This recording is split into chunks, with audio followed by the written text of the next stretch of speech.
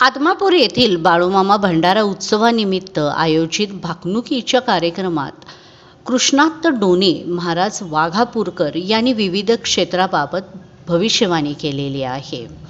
मराठी वर्षातील शेवटची भाकणूक असल्याने या कार्यक्रमाकडे भाविकांचे विशेष लक्ष होते. या कार्यक्रमाला बाळूमामा देवालयाचे अध्यक्ष धैर्यशील भोसले यांच्यासह हजारो भाविक हे उपस्थित होते. भाकणुकीदरम्यान जागतिक स्तरावर तणाव वाढण्याची शक्यता त्यांनी व्यक्त केलेली आहे. चीन आणि कोरिया हे देश भविष्यात जगासाठी धोकादायक ठरतात. भारत पाकिस्तानमध्ये मोठे युद्ध होण्याची परिस्थिती निर्माण होऊ शकते. तसेच तिसऱ्या महायुद्धाचा भडका उडण्याची शक्यता यावेळी वर्तवण्यात आलेली आहे. तसेच भारतीय सैनिक सीमेवर शौर्याने लढतील आणि पाकिस्तानचा काही भाग भारताच्या ताब्यात येईल असेही भाकीत करण्यात आलेले आहे. याशिवाय रेल्वे मोटार विभाग यामधील अपघातांच्या संख्येमध्ये वाढ होऊ शकते असेही त्यांनी यावेळी सांगितले. राजकारणाबद्दल त्यांनी भाकणूक करताना सांगितलेले आहे की यावेळी राजकारणामध्ये मोठी उलथापालथ होण्याचा अंदाज त्यांनी व्यक्त केला. मोठे पक्ष सत्तेपासून दूर राहतील तर लहान पक्षांची भूमिका यावेळी महत्त्वाची ठरेल.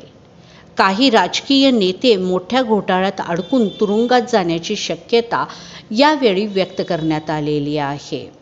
देशात मोठ्या चळवळी उभा राहतील आणि नव्या कायद्याची अंमलबजावणी होईल. आर्थिक परिस्थितीबाबत बोलताना ते यावेळी सांगितले की महागाई वाढून जनतेला मोठा त्रास सहन करावा लागतो. सोन्याच्या किमतीत मोठी वाढ होईल तर दरवाढीमुळे सामान्य माणसाचे जगणे कठीण होईल. हवामान बदलाबद्दल त्यांनी सांगितले की चिंता व्यक्त करण्यासारखी आहे. ऋतूचे चक्र विस्कळीत होईल.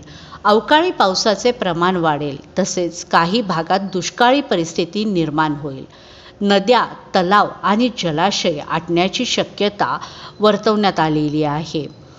नद्यांना जोडण्याच्या प्रकल्पात गती मिळेल तर कर्नाटकातील एखाद्या जलाशयाला तडा जाऊन नुकसान होऊ शकतो असेही त्यांनी यावेळी सांगितले. याशिवाय सुनामी, वादळ, भूकंप यासारख्या नैसर्गिक आपत्तींचा धोका वाढण्याची शक्यता यावेळी व्यक्त केलेली आहे. तसेच भविष्यात जंगलातील प्राणी हे गावाकडे येतील आणि मानवी जीवनशैलीतही बदल होईल. आंतरराष्ट्रीय बाजारपेठेत चढउतार सुरू राहतील. मात्र भारतीय उत्पादनांना मागणी वाढेल असेही भाकीत यावेळी करण्यात आलेले आहे. भारत देश हिंदू राष्ट्र होईल. अनेक देशात हिंदू संस्कृतीबद्दल आकर्षण वाढेल.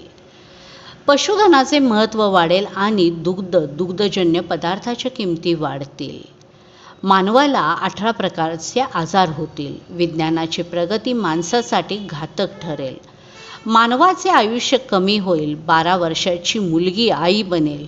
तरुण पिढी वाम मार्गाला जाईल. चंद्र सूर्याची अकस्मात टक्कर होईल. जगात 3 दिवस अंधार पडेल. जगदुनिया दिसणार नाही. माणूस काही दिवसांनी राहण्यासाठी आकाशातले तारे, ग्रह या जागेला शोध घेतील.